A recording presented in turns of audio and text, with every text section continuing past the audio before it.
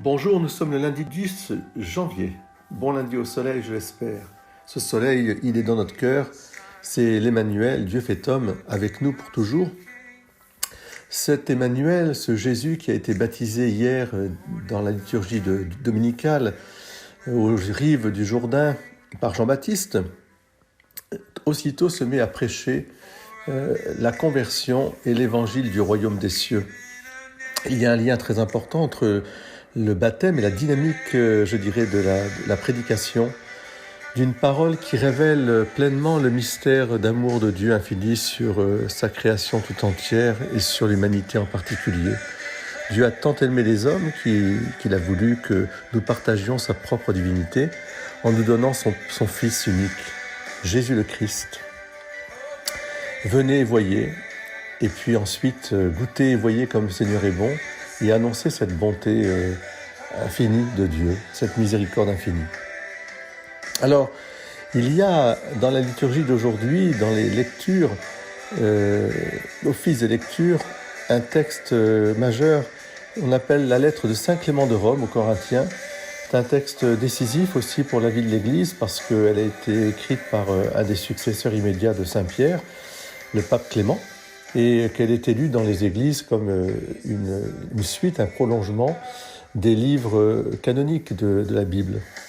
C'est-à-dire toute la proximité avec la source originelle de la révélation. Et dans cette lettre de Saint Clément de Rome, il commence par dire qu'il faut prier et supplier sans relâche. Voilà une belle attitude de cœur, un cœur en communion sans relâche avec le Seigneur, pour que nous puissions être sous la grâce de ce baptême, vraiment que cette grâce soit une illumination, une force, une vie, puisque par le Christ nous avons été appelés des ténèbres à la lumière, de l'ignorance à la connaissance. Par lui nous pouvons espérer en ton nom, principe de toute créature, toi qui as ouvert les yeux de notre cœur pour que nous puissions te connaître.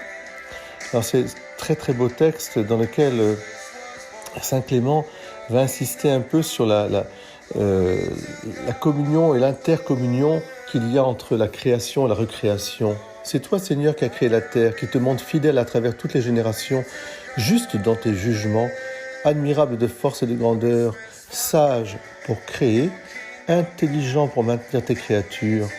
Toi, dont la bonté se manifeste dans le monde visible, qui est bienveillant envers ceux qui se confient en toi, miséricordieux et compatissant, pardonne nos infractions et nos injustices, nos manquements et nos péchés.